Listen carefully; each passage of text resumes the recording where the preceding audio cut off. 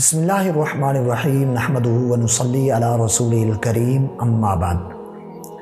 ایک خاتون نے وضو کیا اور وضو کرنے کے بعد اس کے سر سے دوپٹہ اتر گیا، اس کے بال ننگے ہوئے، اس کی وجہ سے وضو اس کا ٹوٹ گیا یا نہیں ٹوٹا؟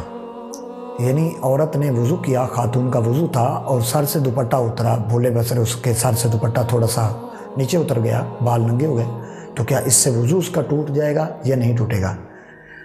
اس کا جواب یہ ہے کہ یہ نواقض وضو، جتنی وضو کو توڑنے والی چیزیں ہیں ان میں دوپٹے کا ذکر نہیں ہے۔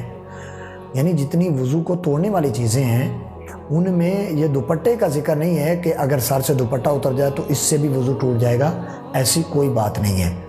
لہذا سر سے دوپٹہ اتر جانے کی وجہ سے وضو نہیں ٹوٹتا، وضو برقرار رہتا ہے۔ دوپٹے کو سیدھا کر لیں اور نماز پڑھیں، اس میں کوئی حرج نہیں ہے۔ تو لہٰذا دوپٹے کے اترنے کی وجہ سے نیچے ہو گیا، تھوڑا بہت بال ننگے ہو گئے، تو لہٰذا اس وجہ سے اس کا وضو نہیں ٹوٹا، اس کے وضو پر کسی قسم کا کوئی اثر نہیں پڑا۔ شریعت نے اس کے لیے اجازت دی ہے، اس کا وضو برقرار ہے۔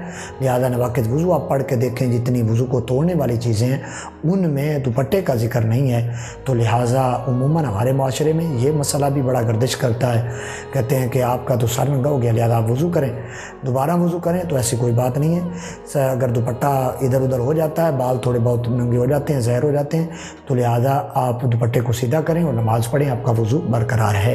لہٰذا دعائے خلاق کائنات کی بارگاہ میں اللہ پاک ہم تمام کو نبی کریم صلی اللہ علیہ وآلہ وسلم کے بتائے ہوئے احکامات کے مطابق زندگی بسر کرنے کی توفیق عطا فرمائے، دین اسلام کو پڑھنے اور پڑھانے کی اللہ توفیق عطا فرمائے۔ آمین۔ وآخر دعوانا ان الحمد للہ رب العالمین۔